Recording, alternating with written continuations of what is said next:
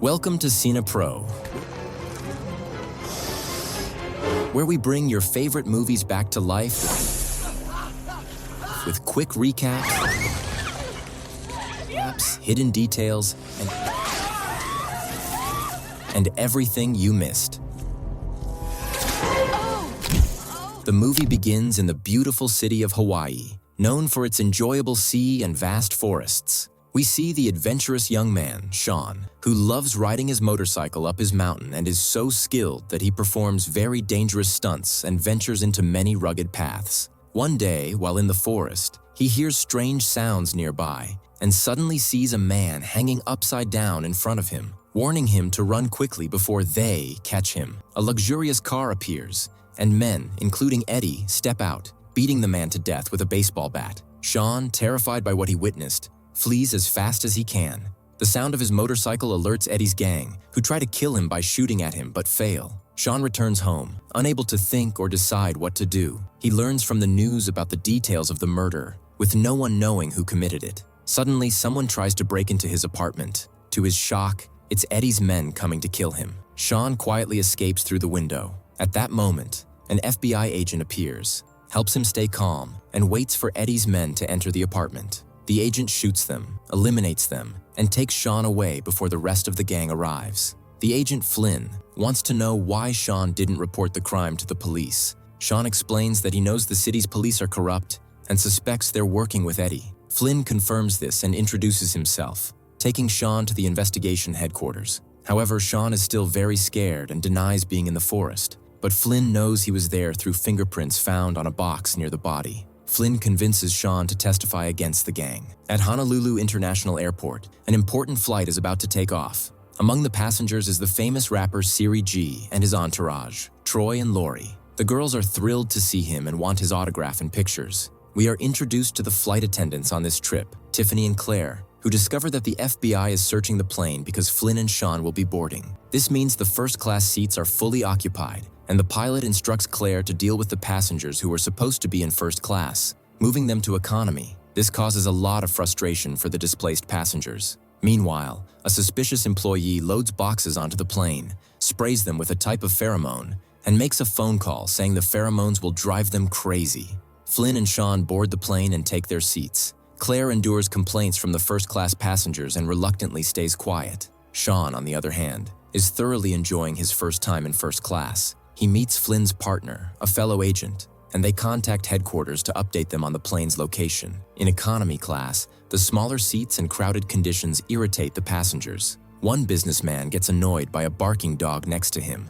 whose owner, Mercedes, is happily taking selfies with her pet. Nearby, a child cries continuously, prompting the businessman to change seats. Siri G and his crew are also unhappy with their cramped space, but Siri's mood changes when he notices Mercedes and decides to sit near her. Meanwhile, brothers Tommy and Teflon board the plane for their first solo trip, feeling nervous. Tiffany, unable to stop thinking about Sean since she saw him, finds an excuse to sit next to him and strike up a conversation. Once all the passengers are on board, the plane prepares for takeoff. The flight attendants explain the safety instructions that could save lives in case of an emergency. After everything is set, the pilot and co-pilot receive clearance for takeoff. The flight attendants begin serving drinks to the passengers. Tiffany takes the opportunity to sit beside Sean, introduce herself, and learn he's not a dangerous criminal but someone testifying against a gang leader. She finds this very intriguing. However, amidst this seemingly normal flight, something unusual is happening. Hidden in the plane's cargo hold is a large box filled with dangerous snakes of various kinds.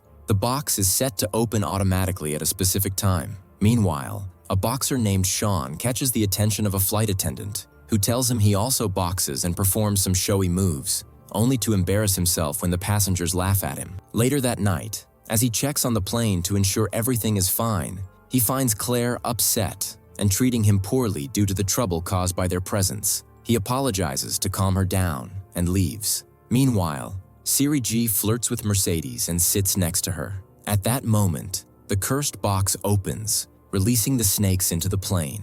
Fueled by the pheromones, the snakes begin attacking everything in sight. The snakes continue to move through the plane, biting electrical wires and causing power failures. The alarm goes off in the cockpit, and the captain realizes there's a problem. He contacts air traffic control for help, reporting the emergency. The snakes spread among the passengers' seats, moving stealthily. A man who goes to the bathroom encounters a snake, which bites him. He hits his head against the wall, sustaining severe injuries and collapsing. The captain tries to investigate the issue and goes to the electrical room to restore power. However, a large snake attacks him, biting his neck and killing him instantly. The co-pilot, Rick, finds the captain's body and assumes he died of a heart attack. Claire, terrified, runs to Flynn and Sanders for help. They take them to see the situation and help them. Of course, Rick informs the control tower about what happened. He asks the passengers to fasten their seatbelts and remain seated, but he doesn't realize there's a snake next to him in the cabin. When he sees it, he panics and starts hitting it until the oxygen masks accidentally drop,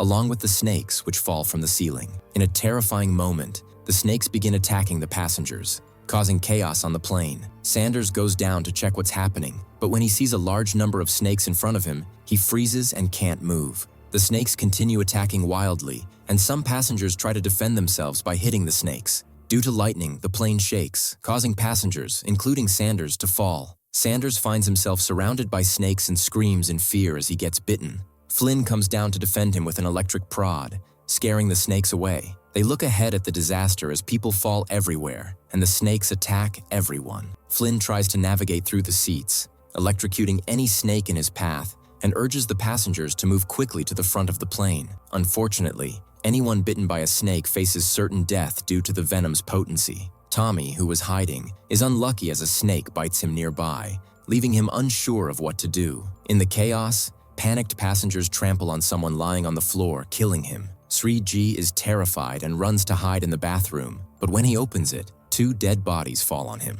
Meanwhile, Flynn sees passengers getting bitten and feels helpless. He tries to electrocute as many as possible. Once he gathers everyone at the front, they start building a barrier using luggage to block the snakes. Mercedes regains consciousness after fainting and notices snakes moving toward her. She becomes even more terrified upon seeing corpses all around her. She screams for help but can't move. Shane appears, carries her on his shoulder, and takes her to the front, saving her. The passengers in the front secure any entry points the snakes could use to get in. They realize Thomas and his brother are missing and inform Flynn, who searches until they find them hiding, only to discover that Thomas has been bitten. At that moment, Flight attendant Grace hears a baby crying in the snake-infested area. She rushes to save the baby, navigating through the snakes. She finds the baby and grabs it just before a snake can bite it, shielding it with her body. Unfortunately, she gets bitten in the process but manages to save the baby and return to the front with Maria. Sadly, the venom is too strong for her, and she succumbs, along with Sanders,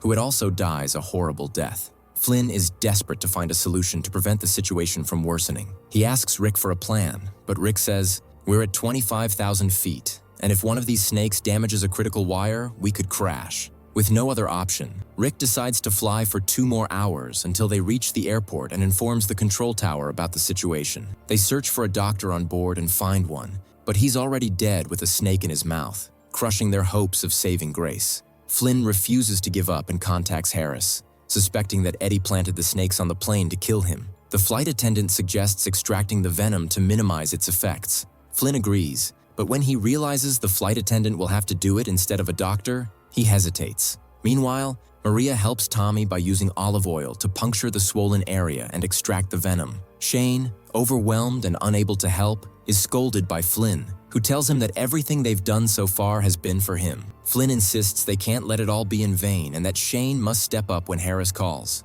Flynn then notices the snakes trying to breach the barrier they've built, so he attacks them with a fire extinguisher and starts making weapons out of broken glass bottles to kill them. Harris contacts snake expert Bryce, who advises him from the lab. Bryce explains that they need to identify the types of snakes on the plane to provide the correct antidote for each venom. Standard hospitals only stock antidotes for common snakes, and any other antidote would take time to prepare. Bryce contacts Flynn and advises him to isolate the snakes in one area. Flynn says they've already tried that, but it didn't work. Bryce suspects something is making the snakes act so aggressively and irrationally, possibly a stimulant. To figure it out, he asks Flynn to identify the snakes precisely on the plane, but Flynn refuses to explain. Shane then reveals that the snakes are there because of him. He witnessed a murder committed by a notorious gang leader. Flynn assures the passengers he can handle the situation and instructs them to collect any dead snakes they find so the doctor can identify them and prepare the antidote. Rick, piloting the plane, thinks he's alone until he suddenly notices a snake next to him. He quickly jumps, but the snake bites his arm. He struggles with the snake until it falls into the equipment room. After the passengers collect several snakes, Mercedes suggests taking photos of them and sending them to the doctor for faster identification instead of relying on descriptions. However, she senses something is wrong when the plane tilts forward. She rushes to the cockpit and finds Rick unconscious. When she tries to help him, a snake attacks her. Trapped in the cockpit, she grabs an axe and manages to kill the snake. Flynn rushes to the cockpit and discovers the disaster. He asks Claire to help him regain control of the plane. At the same time, the barrier collapses, and the snakes start attacking again. The situation becomes catastrophic. Some passengers, out of fear, run and fall to the ground, where the snakes attack them. The remaining passengers have no choice but to move to the upper deck. At that moment, a massive snake falls from the ceiling, and the terrified passengers huddle together on the stairs. But because the weight is heavy, the stairs break and they fall to the ground. The giant snake attacks the businessman, wraps around him, crushes him, and swallows him completely. The passengers take advantage of this opportunity, climb up, and create a barrier on the stairs. Meanwhile, Flynn tries with all his might to lift the plane. They are just above the sea and about to crash. At the last moment, they manage to rise again, saving the situation. They communicate with the control tower to report what's happening, but they discover that Rick is alive. He returns to the cockpit and activates autopilot mode. During this time, the passengers succeed in creating a barrier from an inflatable boat to prevent the snakes from reaching them. After the snakes arrive, they discover that these snakes were collected from all over the world. To create an antidote for each one of them would take days. However, to gather them in the first place would require a long time, and surely someone already had all these types. There's only one person in America crazy enough to raise them and live in the desert. On the plane, everyone tries to compose themselves and calm their nerves. Grace, despite her near-death experience, finds solace in saving the child from death. However, the passengers notice that the temperature is rising, which means the air conditioning and air purification system are not working, making breathing difficult. Flynn goes to inquire about the plane's condition from Rick and learns that there's also an issue with the engines, requiring them to reduce speed. For the air conditioning to work, someone needs to go down and manually turn it on. As Flynn hears a commotion outside, he steps out angrily, only to find himself calming a passenger who had lost his temper. The passenger manages to grab Flynn's gun in his hysteria, shocking his friends. They calm him down until Flynn retrieves the weapon and makes him sit. The electricity cuts out as well. Grace dies, and Claire collapses. Feeling her end is near, Field comforts her, telling her they need her strength. He goes down to turn on the air conditioning. Upon opening the door, he encounters snakes but manages to eliminate them and continues his path. He reaches the control panel, crawling through the wiring passage. He activates the switch just as the snakes attack, but he fends them off with fire and restores the lights and air conditioning. As he returns, he finds himself surrounded by snakes. He fights to defend himself, killing the snake before it bites him.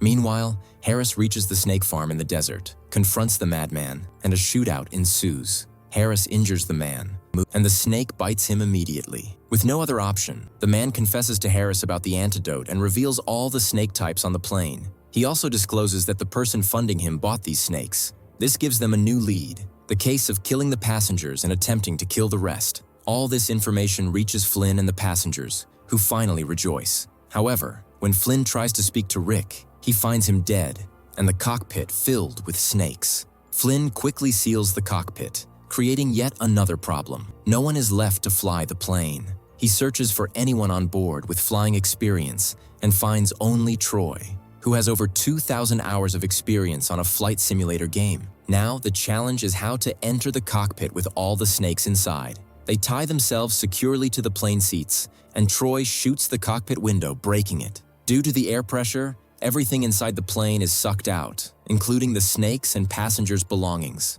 Troy is thrilled to finally fly a real plane and begins maneuvering it. The intense pressure causes the opening to widen, and Claire and Tiffany hold on to their seats. Meanwhile, the snakes in the lower deck are also sucked out. Troy manages to stabilize the plane and lowers its altitude to normalize the air pressure. He contacts the control tower, shocking them with his casual tone. When they learn his flying experience comes from video games, they panic. Flynn assures them that Troy is the only one with any experience on board and asks for help to land the plane, or everyone will die. Troy is instructed to clear the runways and attempts to land the plane. He manages to slow down and land safely. The plane slides sideways but ultimately stops. Everyone screams with joy. The police and medics rush to the scene, rescuing the injured passengers, who are relieved to have survived the nightmare. They identify the snake that bit Tommy and administer the antidote.